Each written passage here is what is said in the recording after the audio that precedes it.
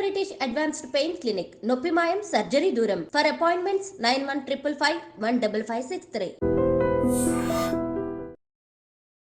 నమస్కారం, welcome to I dream. నేను మీ ఝాన్సీ. ప్రస్తుతం మనతో ఉన్నారు ప్రముఖ ఆధ్యాత్మికవేత్త అలాగే వాస్తు జ్యోతిష్య పండితులు వైవిఎస్ గిరిరావు గారు. నమస్కారం అండి. నమస్తే అమ్మా. గురుగారు, అయితే ఇంట్లో పూజ చేసుకునేటప్పుడు దేవుడి పటాన్ని క్లీన్ చేస్తూ ఉంటారు. అవి అంటే ఏ వారాల్లో చేయొచ్చు ఏంటి అనేది చాలా సందేహాలు ఉంటాయి. అలాగే పూజ చేసుకున్న తర్వాత వచ్చే వ్యర్థాలు, ఆ పువ్వులు కానివ్వండి, అగరబత్తుల నుంచి వచ్చిన వేస్టేజ్ కానివ్వండి, ఇట్లా దీపాలను వెలిగించినప్పుడు కూడా నిర్మాల్యం ఏదైతే ఉందో అలానే ఉంచుతూ ఉంటారు. ఇప్పుడు కొంతమంది శుక్రవారాలు చేస్తుంటారు, గురువారాలను చేస్తుంటారు, శనివారాలను చేస్తుంటారు వెంకటేశ్వర స్వామికి. మళ్ళీ సాటర్డే, మళ్ళీ థర్స్డే వచ్చే వరకు కూడా అవి అక్కడే ఉంటాయి. మరి దేవుని పటాన్ని క్లీన్ చేసుకునే విధానం ఏంటి? ఈ పువ్వులు ఇవన్నీ కూడా ఎప్పుడు క్లీన్ చేసుకుంటే మంచిది? అలాగే ఇంట్లో దేవుని పటం పగిలిపోయినప్పటికీ లేకపోతే పాతగా అయినప్పుడు అవి ఎక్కడ ఇవ్వాలి? కొత్త పటాలు తెచ్చుకున్నప్పుడు ఏడే తెచ్చుకోవాలి? ఇవాళ ఈ విషయాలన్నిటిపై ఒక క్లారిటీ ఇవ్వండి. ఖచ్చితంగా చాలా ఇంపార్టెంట్ విషయమే. చాలా మంది ఇళ్లలో నేను చూస్తున్నది కూడా అదే. యాక్చువల్గా ఏంటంటే మనం ఏదన్నా ఇబ్బంది కలగంగానే చాలా మంది వెళ్ళి వీళ్ళని వాళ్ళని ఆశ్రయించి వేలు ఖర్చు పెట్టుకుని ఏంటి నేను ఏం లోపం చేయలేదే, నాకు ఎందుకు ఇలా జరుగుతోంది అనుకున్నటువంటి సందర్భాలు కూడా చాలా ఉన్నాయి. కానీ ఏంటంటే పెద్దానికి డయాగ్నోసిస్ అంటారు. మెడికల్లో వెళ్ళినప్పుడు ఏంటంటే మెడిసిన్ ఎంత ఇంపార్టెంటో డయాగ్నోసిస్ అంతే. దానికన్నా హయ్యర్ ప్రయారిటీ మెడిసిన్ అనేది 10%. డయాగ్నోసిస్ కరెక్ట్గా వ్యాధి నిర్ధారించడం కరెక్ట్. అంటే చాలా మంది ఇళ్లలో జరిగే డిఫెక్ట్ ఏంటంటే నిర్మాల్యం తీయకపోవటం.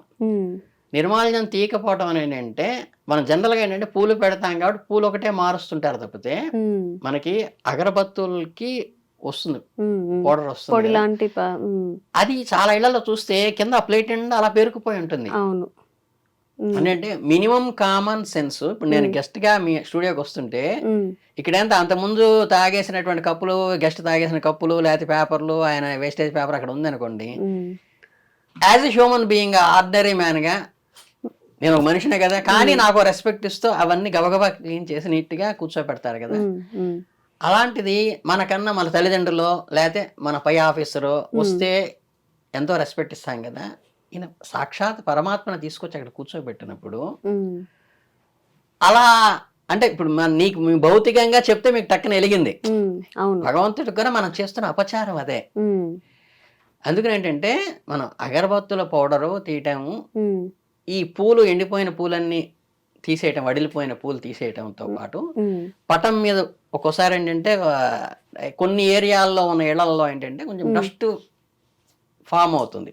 మీకు కొన్ని ఇళ్లలో ఏంటంటే ఒక రోజు ఉదయం తుడిస్తే సాయంత్రం దాకా ఏమి ఉండదు. కొన్ని ఇళ్లలో గంటకి 1 అవర్కే నేల మీద మీకు డస్ట్. ఆ డస్ట్ వచ్చే ఏరియాలో ఏంటంటే చక్కగా మనం మెత్తటి గుడ్డ పెట్టుకుని పటాన్ని తుడవచ్చు. దానికి తప్పేం లేదు. ప్రతిరోజు కూడా పూజ చేయకముందు అంటే దీపారాధన చేయకముందు పటాన్ని తుడుచుకోవచ్చు. కానీ ఏంటంటే మొత్తం మందిరంలో పటాలన్నీ ఉన్న ప్లేస్లోంచి తీసి తుడవటానికి ఏంటంటే శుక్రవారం, మంగళవారం వద్దన్నారు. అంటే స్థాన చలనం చేయకూడదు. మీకు దాని లౌకికంలో చెప్పాలంటే ఒక ఆడపిల్లని అత్తారింటికి పంపించడం కానీ, కాపురాన్ని పంపించడం కానీ శుక్రవారం పంపిస్తారు కదా, డబ్బు ఇచ్చేటప్పుడు ఇవ్వం కదా. అలాగే మన ఇంట్లో స్వామివారిని ఉన్నప్పుడు ఏంటంటే అమ్మవారిని ఏంటంటే శుక్రవారం కానీ మంగళవారం కానీ కదిలించకూడదు.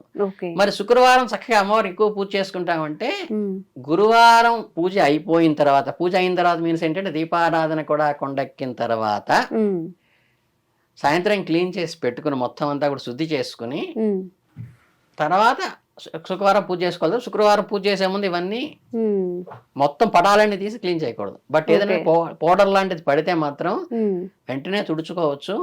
రెండోది ఏంటంటే ఇంట్లో ఒకసారి చీటపేటగా ఉండి ప్రతిదానికి ఏదో ఆటంకాలు వస్తున్నాయి అన్నప్పుడు మీరు ఎప్పుడైనా జస్ట్ గమనించండి. అంటే మీరు అనవసరంగా ఈ గ్రహాల జోలికో లేకపోతే ఇంకేదో వీటి కోసం జపాల కోసం లేదా రెమెడీస్ కోసం వెళ్ళకుండా ఒక్కసారి పూజా మందిరంలోకి తొంగి చూస్తే ఎక్కడో చోట బూజు పట్టు ఉంటుంది. అంటే మన పూజా మందిరంలో చెక్కతో చేసింది కానీ అలమరలో కానీ దేంట్లైనా సరే బూజు వేలాడుతుంటుంది. జాగ్రత్తగా గమనిస్తే అది క్లీన్ చేసుకుంటే ఈ సమస్య ఆటోమేటిక్ క్లియర్ అవుతుంది. మనం ఏంటంటే ఎదుటివాడికి ఏదైనా ఇచ్చినప్పుడు కర్మ సిద్ధాంతంలో కూడా మీరు ఎదుటివాడికి విద్యాదానం చేస్తే మీ పిల్లలకి విద్య వస్తుంది, ఎదుటివాడికి భూదానం చేస్తే మీకు భూమి కలిసి వస్తుంది, ఎదుటివాడి వస్త్రదానం ఎక్కువ చేస్తుంటే మీకు వస్త్రాలకు లోటు లేకుండా ఉంటుంది, ఎదుటివాడి ఉద్యోగానికి మీరు సపోర్ట్ చేస్తే మీ పిల్లల ఉద్యోగాన్ని అంటే ప్రతిదీ కూడా ఏంటంటే కర్మలో రిఫ్లెక్ట్ ఎలా వస్తుందో భగవంతుడు చేసినప్పుడు 100 రెట్లై వస్తుంది. భగవంతుడికి శుభం చేసినా 100 రెట్లై వస్తుంది, ఏదైనా ఉపచారం చేసినా 100 రెట్లై వస్తుంది, అపచారం చేసినా కూడా 100 రెట్లై వస్తుంది. అంటే ఆయనకి శాపించాడో లేదా ఆయనకేం కోపం ఉండదు. తండ్రికి ఎప్పుడూ కూడా ఏ బిడ్డ మీద కూడా కోపం ఉండదు. మనం చేసుకునే దాని మన కర్మ సిద్ధాంతం ప్రకారం మనం చేసుకునే దాని రిఫ్లెక్షన్ మనకు వస్తుంది అంతవరకే. దానికి ఆయన కారణం కాదు, మన కర్మే కారణం. అందుకని ఏంటంటే నిర్మాల్యం అది కంపల్సరీ తీయాలి. మీరు దానికి ఇంకేంటంటే పటాలు మనకి ఒక్కోసారి ఏంటంటే దీంట్లో ఇంట్లో పటాలే కదా విగ్రహాలు కూడా ఏదన్నా మనకి డ్యామేజ్ అయినప్పుడు అవి వెంటనే అవి తొలగించేసేసి కొత్త విగ్రహాన్ని పునఃప్రతిష్ఠ చేయడం కూడా జరుగుతూ ఉంటుంది. మీరు కొంచెం మన అంతకుముందు కూడా కొన్ని కావాలని డ్యామేజ్ చేశారు కొంతమంది, పెద్ద ఇవి ఆర్గ్యుమెంట్స్ కూడా వచ్చినాయి. ఏంటంటే ఇంకా అది నాళ్ళ నుంచి ఉన్న విగ్రహం అయినప్పటికీ కూడా ప్రశస్తమైన విగ్రహం అయినప్పటికీ దాన్ని తీసేసి పునఃప్రతిష్ఠ చేయడం అనేది ఆనవాయితీ. అట్లా ఇంట్లో పటాలు ఏదైనా మనకి తెలియకుండా తుడిచేటప్పుడు పగలటం కానీ, లేకపోతే ఏంటంటే ఒక్కోసారి ఏంటంటే ఈ తడిగా ఉన్న పూలు పెట్టడం కానీ, లేకపోతే అర్ఘ్యం ఆచమనం ఇచ్చేటప్పుడు ఓం ఆపోయిస్తామయ్య నీళ్ళు చల్లమంటారు పూతో. ఈ చల్లేటప్పుడు ఎక్కువగా చల్లినప్పుడు ఏంటంటే పటం మీద పడ్డ నీళ్ళు కిందకి వెళ్ళి కింద దీంట్లోకి వెళ్ళిపోయి లోపల నుంచి అది పాడైపోతుంది. అలాంటి వచ్చినప్పుడు ఏంటంటే మీరు వెంటనే దానికి ఏమి ఫీల్ కావాల్సిన లేదు, తప్పేం లేదు. చక్కగా కొత్త పటాన్ని మళ్ళీ తెచ్చుకుని అందులో ఆవాహన చేసి దీన్ని ఉద్వాసన చేసి, ఉద్వాసన ఏంటంటే మీకు ఏదన్నా సత్యనారాయణ సంవ్రతం అప్పుడు కానీ వినాయక చవితి కానీ ఉద్వాసయ పునరాగమనాయచ అయ్యా స్వామి బయలుదేరండి, మళ్ళీ మీరు మళ్ళీ మమ్మల్ని మీద కలవాలి. ఇప్పుడు మీతో 1 గంట 2 గంటలు మాట్లాడుతున్నాను విసుగొచ్చింది అనుకో, సరే ఉంటామండి గురుగారు అంటారు. అంటే మీరు ఏంటి సరే మళ్ళీ కలుద్దామండి. అలాగే అక్కడ స్వామివారికి ఏంటంటే మీరు మనకి తీసేటప్పుడు అంటే ఒక క్షమా చెప్పుకొని, అయ్యా నీ రూపము భౌతికంగా నాకు కనిపించే రూపము డ్యామేజ్ అయింది కాబట్టి నువ్వు మళ్ళీ కొత్త దానిలో ఆవాహనక అనే చూసుకోవాలి.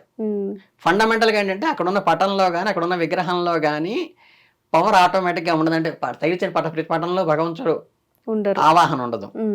మనం చేసే జపధ్యానంలోంచి శక్తిని అందులోకి ధారపోస్తాం.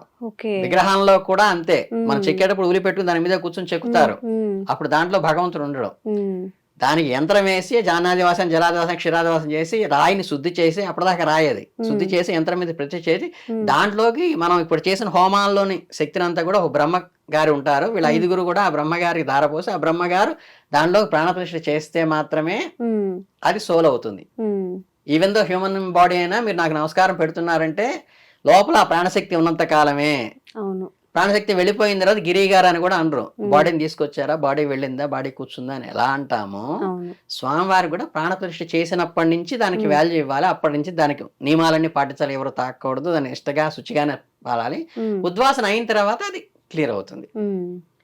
ఈ క్లియర్ అయింది కూడా మళ్ళీ గబుక్కురండి. అంటే ఇప్పుడు మన ఎండి గారి చైర్ ఉందనుకోండి, మన ఆఫీస్కి వచ్చేదాకా అందరూ ఎక్కి దాని మీద వస్తాడు, పనివాడు కూడా దాని మీద కూర్చొని వస్తాడు. ఇక్కడికి వచ్చిన తర్వాత ఎండి గారి చైర్ రాగానే ఎండి గారికి ఆ వాల్యూ ఇస్తాం.